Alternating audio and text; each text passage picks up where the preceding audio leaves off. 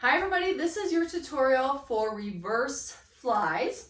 Now reverse flies are awesome and I love them and do not neglect them. They are a small muscle on the back of your shoulder right here, but just because they're small doesn't mean they're not mighty, okay? So make sure that you do not skip your reverse flies. That's what I'm trying to say. All right, reverse flies. Like I said, it's a small muscle on the back of your shoulder. So that's where you should be feeling this. If you start feeling it in your traps or in your neck, a few things are happening. Number one, you are not engaging your lats. Now, if you have no idea what I'm talking about, go watch my video on engaging your lats, how to do that. Start with that, okay? It helps a ton to pull those shoulders away from the body and counteract these big old trap muscles that are trying to take over. Because these muscles in your traps and your neck are much bigger than this little muscle right here. So your traps want to jump in and help. They're like, I'm ready to go to help. But we're trying to avoid that. So we start by engaging our lats to try and pull some of that out of our traps and tell them to relax, okay? Number one. Number two, if you're doing that, you might just be shrugging instead of pulling, all right? Put yourself in front of a mirror and watch yourself, okay? Number three, your weight might be way too heavy, all right? That's just kind of the reality of it. It is a small muscle, so it usually requires a small weight. For these today, I'm literally gonna do 5 pounds or less. I sometimes feel them even without using weight, all right? So make sure you're not going too heavy on these because your traps are really excited to take over on this exercise. Okay, couple options that you can use for this depending on what is programmed in your training schedule and preference, whatever you like better, all right? It's a collaborative process, so if you like using weights better than bands, let's go with that, all right? So let me show you both in this one. We're gonna start with the band. Now I like to have either this really large band with the handles or one of these big old loop bands, all right? Mine is very small and yellow, but it's just a big old giant band and it is a loop. It's one of these, all right?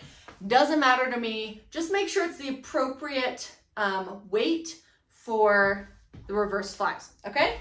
I'm gonna start with this guy right here. So what you're gonna do is you're not gonna grab the handles, all right? You're gonna grab the tubing of your band. Now, what I want you to do by starting here, start by engaging your lats. Let me say that again. Start by engaging your lats, okay? If you have no idea how to do that, watch my video. One small tip that I like to use, especially when holding the band, is that you are breaking the band apart, okay? If it was a bar, you were breaking the bar apart, and that should help you engage those lats and pull those shoulder blades down. Okay, now you want to keep this band at chest level, and you want to hold it at whatever elevation feels comfortable to you, but kind of chest level is what you're going for. Now, all that we're doing here, notice my elbows are soft. Look at them. They're not locked out. They're soft. I'm breaking the bar, okay? All that we're going to do here is we are going to pull back. That band hits the chest and come in. Pull back, band hits the chest and come in. And do it without the band to show you. Here and here. If your elbows start creeping up, you're gonna start feeling it in your neck and in your traps. So pull those elbows down, right? Engage the lats, pull them down, and lead with the outside edge of your hand. Think about it as you pull. It should be the outside edge of your hand, back of the elbow that drives this movement, okay? If you wanna use the weight, awesome. Let me tilt this down just a hair to show ya. All right, if you wanna use the weight, that is great. I got my little teeny tiny 5 pounds, perfect. What I want you to do is come into a hip hinge, kind of like an RDL. If you don't know what that is, go watch the video. So RDL, come into this hip hinge.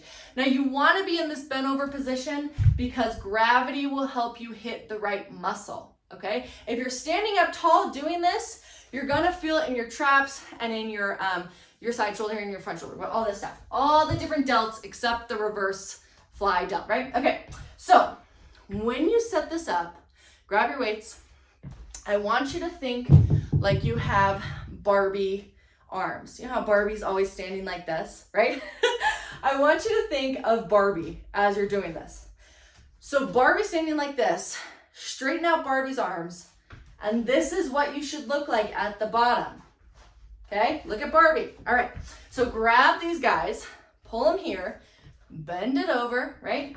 And then again, we are leading with the outside edge of the hand and the elbow, and you are going to open and close. Do that again. Open and close. Now, if you notice, I'm not going here. I'm not doing perpendicular. I'm not going above. I'm not doing perpendicular. I'm coming here. It is lower than shoulder height, and that's what you want. You don't want quite 45-degree angles and not quite 90-degree angle. You want somewhere in between. Lower than shoulder height, but pretty close, right?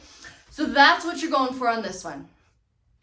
Same exact rules apply if you feel like you're feeling a lot in your traps, your shoulders, and you're having a hard time engaging your lats.